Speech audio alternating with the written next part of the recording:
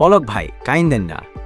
চোখের জল মুছতে মুছতে উত্তরে পলক বললেন, আমার জন্য দোয়া করবেন, সবাই সাবধানে থাকেন।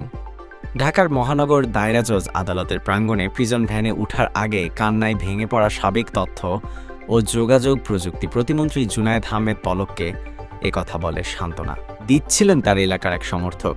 বুধবার মানি লন্ডারিং প্রতিরোধ আইনের একটি মামলায় জুনায়েদ আহমেদ পলককে সকাল ৮টার দিকে কারাগার থেকে ঢাকার আদালত প্রাঙ্গণে আনা হয়।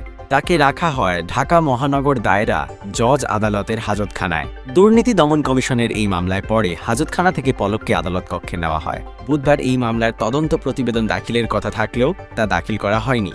পরে শুনানি শেষে পলককে আদালত কক্ষ থেকে হাজতখানায় নিয়ে যাওয়া হয়। এ সময় পলকের দুই হাত পেছনে নিয়ে পরানো রয়েছে হাতকড়া আর মাথায় পুলিশের হেলমেট। বুকে ছিল বুলেট প্রুফ জ্যাকেট। হাজতখানার অদূরে রাখা ছিল প্রিজন ভ্যান, সেদিকেই পলককে নিয়ে যাচ্ছিল পুলিশ। এ সময় পলকের কাছাকাছি চলে আসেন কিছু মানুষ। তারা পলকের এলাকার লোক বলে পরে জানান তারা আইনজীবী ফারজানা ইয়াসমিন। এই লোকদের দেখে পলক হাসতে থাকেন। কয়েকজন পলককে উদ্দেশ্য করে বলতে থাকেন, আপনার জন্য দোয়া করি। তখন পলক তাদের উদ্দেশ্যে বলেন, আমার জন্য দোয়া করবেন। ততক্ষণে পলককে প্রিজন ভ্যানের ভেতরে নিয়ে যায় পুলিশ। প্রিজন ভ্যানে তুলে তার দুই হাত পেছনে নিয়ে পরিয়ে দেওয়া হাতকড়া পুলিশ খুলে দেয়।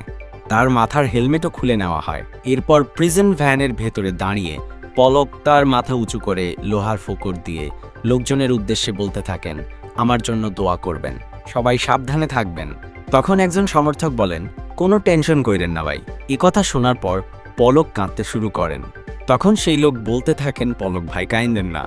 আদালত প্রাঙ্গণে সাবেক এই মন্ত্রীর চোখের জল আর সান্ত্বনা যেন আরও একবার মনে করিয়ে দিল, রাজনীতি শুধু ক্ষমতার খেলা নয়, এটি মানুষের আবেগ, বিশ্বাস ও লড়াইয়ের প্রতিচ্ছবি।